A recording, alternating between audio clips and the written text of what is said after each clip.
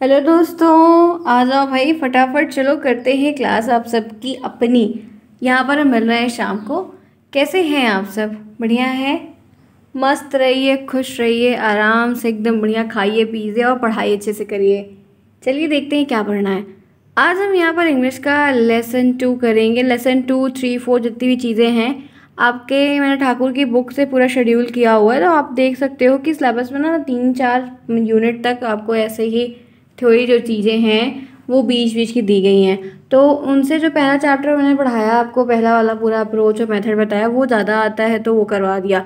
उसके बाद जो चीज़ें हैं वो आती भी हैं, बहुत पहले आई हुई हैं, उसके बाद से कई बार नहीं भी आई हुई हैं। कंपलसरी एकदम नहीं है, तो इसलिए हम करवा दे रहे हैं ताकि आपको पता रहे, आपकी इंग्लिश प्रॉपर तरीके से होती रहे।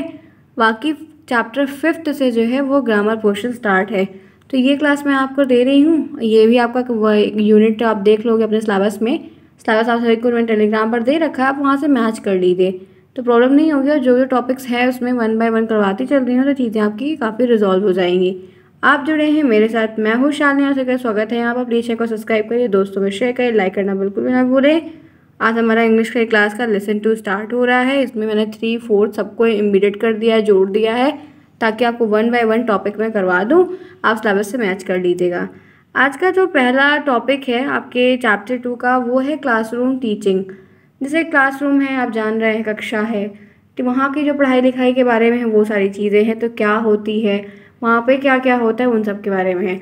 तो यहाँ पर लिखा हुआ है English play an important role in every day of life. हमारी जो दिनचर्या है, डेली की जो लाइफ है, उसमें इंग्लिश का अपना एक इम्पॉर्टेंट रोल है, एक महत्व है। There is a great utility of English in the modern world. एक ग्रेट यूटिलिटी कह सकते हैं कि मतलब एक मॉडर्न टाइम पर इसकी एक जो यूज़ है, जो इसका एक एडवांटेज भी बहुत मिलता है, जो हमको यूटिलाइज करते हैं, प्रयोग करते हैं, वो बहुत ज़रूरी है।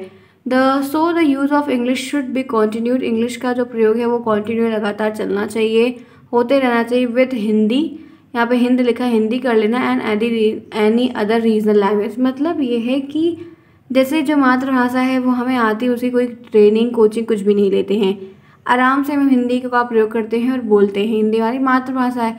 तो इस तरीके से और भी जो लैंग्वेज है, कुछ जहाँ पर जो जिस लोकेलिटी में रह रहा है उसकी जो लैंग्वेज है, रीजनल लैंग्वेज है, वो तो ध्यान में होती ही होती। साथ ही साथ जब आप डेली लाइफ में जैसे ये सारी लैंग्वेज को यूज़ कर रहे हैं, वैसे इंग्लिश को भी यूज़ करो। तो ये सारी बातें आपको कॉलेज में, स्कूल में बताई जाती, सिखाई जाती है, क्योंकि बहुत सारे स्कूल होते हैं इंग्लिश मीडियम जो होते हैं पूरे, तो वहाँ पर इंग्लिश टू इंग्लिश कम्युनिकेट करने का ही रहता है कि टीचर ही बच्चे से बोले, बच्चे भी आपस में बोले, तो इंग्लिश सिखाई जाती है और बताया जाता है। It play an important role in the society, और ये सोसाइटी में काफ़ी इंपॉर्टेंट होते हैं। It is important to India domain के हिसाब से देखोगे तब भी काफ़ी ज़रूरी है। अगर पढ़ाई लिखाई की फील्ड में जा रहे हैं तो बहुत ज़्यादा, क्योंकि फॉर्म भरना है और एप्लीकेशन देनी है, लाइफ में आपको अलग अलग जगह पे इनका यूज़ करना पड़ता है, क्योंकि हर जगह आपको बाइलिंगुअल नहीं मिलती हैं चीज़ें। आपको एडमिनिस्ट्रेशन का कोई काम है तो लेटर से, ऑफिशियल लेटर आप देखोगे अक्सर हमेशा इंग्लिश में रहता है। बिजनेस का ईमेल वगैरह है, प्रोफाइल है, और कोई पॉलिसी है, प्रोसीजर्स है। पॉलिटिकल रिलेशन में जाओगे तब भी वहाँ पर भी बहुत सारे, जुडिशियल में जाओगे, ठीक है। तो ऐसे बहुत सारी चीज़ें, इंडस्ट्रीज़ में भी है, बहुत सारी चीज़ें हैं जहाँ पर इंग्लिश मस्ट भी हो जाता है और आनी भी चाहिए। आप भले यूज़ ना करें, मतलब आपको कोई बहुत है उससे काम ना हो, बट ये है कि आनी चाहिए, पढ़ना तो आना चाहिए एटलीस्ट ना। क्या लिखा हुआ है, बोलना नहीं आना आता है तो एक अलग बात है, बट समझ में तो आना चाहिए। जैसे कोई इंग्लिश स्पीकर इंग्लिश में कुछ बोल रहा है तो आप इंग्लिश में उससे बात नहीं कर सकते हैं मान लीजिए अच्छे तरीके से, लेकिन वो क्या बोल रहा है वो तो समझ में आना चाहिए ना। पढ़ो कोई चीज़, एक बार पढ़ो या कुछ और पढ़ो, कोई लेटर पढ़ो और किसी की सीवी देखो या कोई कुछ भी ईमेल देखो, तो कम से कम क्या लिखा है वो बात आपको समझ में तो आए, इतनी इंग्लिश तो आनी चाहिए ना। तो ये सब चीज़ें आपको सिखाई जाती हैं क्लासरूम टीचिंग में। आपको जब इंग्लिश वगैरह सिखाई जा रही है तो ये मतलब बताया जाता है ना कि आप इसको पढ़ के क्या लाभ होगा, आप क्यों पढ़ रहे हो। क्लासरूम टीचिंग में हर एक बात बहुत क्लियर तरीके से समझाई जाती है ताकि बच्चा उस चीज़ को समझे, क्योंकि बच्चे ना जल्दी समझते हैं, उनको ये लगता है कि हमें इसका यूज़ कहाँ आएगा, हम इसका यूज़ कहाँ करेंगे। इस तरीके से आई बात समझ में सिंपल तरीके से। तो क्लासरूम टीचिंग में हर एक पॉइंट पे हमें बातें सिखाई जाती हैं। ऐसे बहुत सारे एग्जाम्पल्स दिए जाते हैं जिनके बेसिस पे ये सोचते हैं या हम पढ़ते हैं कि हाँ हमें यहाँ पर प्रयोग करना है। अब जैसे बिज़नेस की फील्ड में अगर बात कर लेते हैं, उन कुछ फील्ड की बात कर लो तो बिज़नेस का जो पूरा एरिया है वहाँ पर जैसे हम बहुत यूज़ करते हैं, हम English is use widely by the international business. अब जैसे एमएनसीज के हैं, बहुत सारी कंपनी हैं, पॉलिसी है और भी बहुत सारी डिटेलिंग होती है, तो वहाँ पर हमको ज़रूरी होता है बात करना to communicate across the national borders. के बाहर आप इंडिया के बाहर जाओगे तो इंग्लिश मस्ट है, आनी ही आनी चाहिए, क्योंकि नहीं तो आपको ट्रेवल करने में, बात करने में, एड्रेस पूछने में बहुत प्रॉब्लम होगी आपको। तो ये सारी चीज़ों के लिए बिज़नेस की रूल्स है, क्योंकि आप जानते हैं कि अलग अलग जैसे कोई बिज़नेस है बड़े ब्रांड का है तो अलग अलग जगह आपको उसकी फ्रेंचाइजी ब्रांच सेटअप मिलता है, तो उस हिसाब से आपको अलग अलग जगह पर डील करना रहता है, बातें करनी रहती है उनके को मैनेजर से स्टाफ मेंबर से। तो ये सारी चीज़ें हुए बिज़नेस के लिए भी काफ़ी बहुत इम्पॉर्टेंट होता है, चाहे वो आप कितने बड़े स्केल पे क्यों ही ना करें। ठीक है, ध्यान रखिएगा, क्योंकि हम एक अगर बड़े स्केल पे करना है तो दूसरी कंट्री में जाना ही होगा, तो इंग्लिश जो है वो मस्ट है दूसरी कंट्री से बात करने के लिए, अपने काम को आगे बढ़ाने के लिए। तो बिज़नेस की प्रोफाइल से देखा जाए तो ज़रूरी है। दूसरा, पढ़ाई लिखाई में भी बहुत ज़रूरी है। English is most important for the higher education. ठीक है, और स्पेशलाइज ट्रेनिंग, कोई स्पेशल ट्रेनिंग लेनी है, हायर एजुकेशन करनी है, उन सब के लिए भी काफ़ी बहुत इंपॉर्टेंट होता है, क्योंकि हायर एजुकेशन करना, बाहर भी जाना, अब्रॉड जाके पढ़ना, अलग अलग तरीके होते हैं जिनके थ्रू बच्चे जाते हैं करते हैं, तो वो वहाँ पर ज़रूरी है। या कुछ आप एसएसएल सीख रहे हैं और उसमें मस्ट है तो आपको आना चाहिए। Most of the book of any subject are written, बहुत सारी किताबें होती हैं जो आप बाल विकास से पढ़ते हैं, ये इंग्लिश में भी तो मिलता है। जो इन्वायरमेंट आप टेट की तैयारी के लिए करेंगे तो इंग्लिश में मिलता है, जो भी एग्ज़ाम आप देते हो उसकी इंग्लिश की तो किताबें आती हैं। तो सेम उसी तरीके से आपको बहुत सारी ऐसी किताबें होती हैं जो इंग्लिश हिंदी दोनों मीडियम में अवेलेबल होती हैं। फिर बच्चा जो है वो अपने लैक ऑफ इंटरेस्ट के हिसाब से अपना लेता रहता है। तो यूनिवर्सिटी का कोई काम है, बड़ी पढ़ाई है, कुछ और चीज़ें हैं, तो उनमें भी काफ़ी हेल्प मिलती है।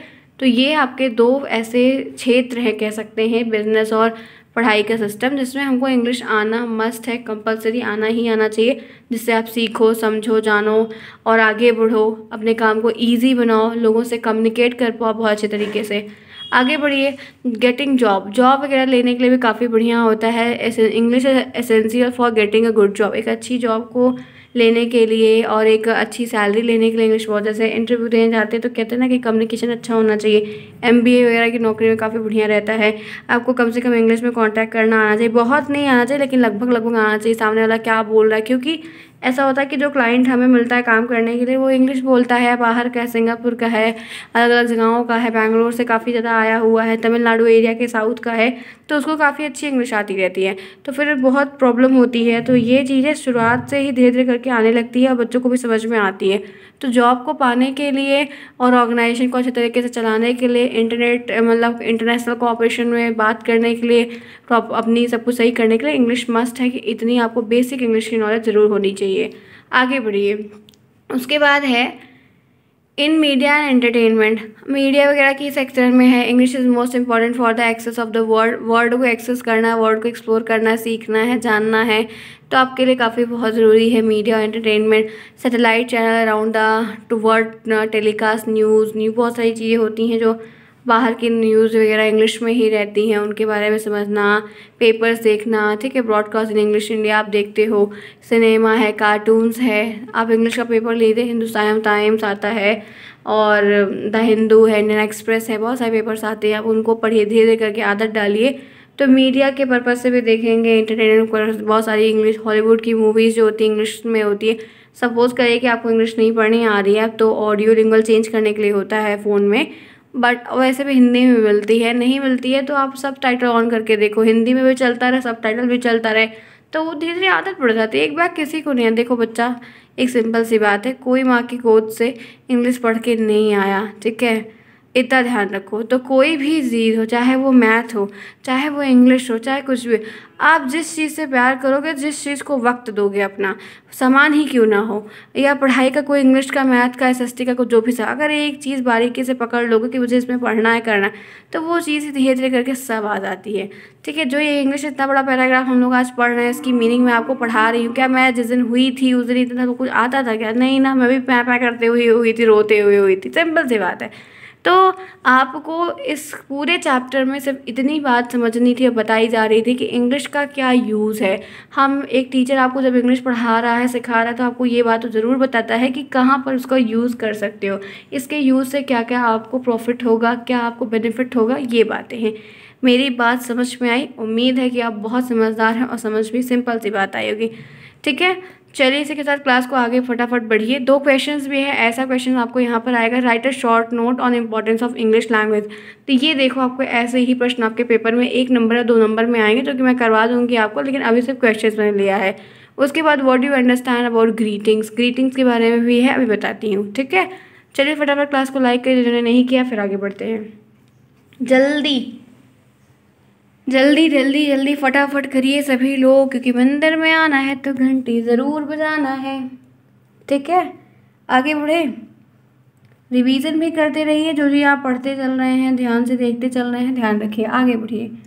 अब बात कर लेते हैं, एक आपके सिलेबस में दिया गया है ग्रीटिंग। ग्रीटिंग क्या होती है? Greeting is an act of communication in which human being intentionally make their presence known to each other to show a type of relationship. जब हम किसी को ग्रीटिंग देते हैं ना, या किसी को ग्रीट करते हैं, तो कहते हैं कि हम एक अपना रिलेशनशिप बिल्ड करते हैं, बनाते हैं, या कम्युनिकेट करते हैं, या प्रेजेंस करते हैं। क्योंकि किसी को बर्थडे की ग्रीटिंग नहीं मिलती, किसी को कॉन्ग्रेचुलेशंस की मिलती, किसी को एनिवर्सरी की मिलती, किसी को किसी चीज़ की, किसी को और भी चीज़ों की मिलती, किसी को पढ़ाई लिखाई की चीज़ों को। तो ग्रीटिंग का मतलब उसको कुछ स्पेशल फील करवाना कि ये greeting this is for you. ठीक है, ओनली फॉर यू। तो ऐसा एक कम्युनिकेशन करने का, बातचीत करने का। जैसे किसी का बर्थडे है तो बुके लेके जाएंगे, ग्रीटिंग लेके जाएंगे, तो सब बात करने का तरीका, आप जाएंगे हाय हेलो करेंगे, विश करेंगे, तो ग्रीटिंग है। ग्रीटिंग इज समथिंग फ्रेंडली, आपकी दोस्त यारी करने में काफ़ी अच्छा बनाता है, आपको फ्रेंडली दोस्त यार बनाने में हेल्प करता है। यू से और व्हेन डू मीट समवन, किसी से आप मिलते हो तो his greeting was familiar and friendly, बहुत लोग की काफ़ी फैमिलियर टाइप की रहती है। Greeting is one of the basic function of communication. सारे बातचीत के फंक्शन में अगर देखा जाए तो ये एक तरीका होता है कि आप किसी से कम्युनिकेट कर पा रहे हो, आप उससे अच्छी बातें चीतें कर पा रहे हो, वो लोगों से आप जो है कनेक्ट हो पा रहे हो, तो वो चीज़ें काफ़ी अच्छी। किसी से आप हाय हेलो बोलोगे तो आपको रिस्पॉन्स मिलेगा ना। Greeting is a way of showing the respect to people and appreciating. Greeting एक ऐसा तरीका होता है या रास्ता होता है जिसमें हम ये रिप्रेजेंट करते हैं कि हम सामने वाले बंदे को रिस्पेक्ट दे रहे हैं, वो हम उसको अप्रिशिएट कर रहे हैं। तो आप किसी को इज्जत दोगे, अप्रिशिएट करोगे, तो उसको अच्छा लगेगा ना। आप किसी को तारीफ़ करोगे, प्रेज़ करोगे, तो उसको अच्छा लगेगा ही ना, और जेन्युइनली करो, तो ये ग्रीटिंग में आता है। अब इम्पोर्टेंस क्या है इनकी? लिखने को आता है कि right any two importance of greeting. It help start the day. आपको अगर दिन की शुरुआत करनी है, बातचीत करने की शुरुआत करनी है, तो ग्रीट करना, उनको आदर सम्मान देना ज़रूरी है। It help to start discuss other things. ये आपको मदद करता है कुछ और डिफरेंट थिंग्स को डिस्कस करने के लिए, जिसे आप कर पाते हो।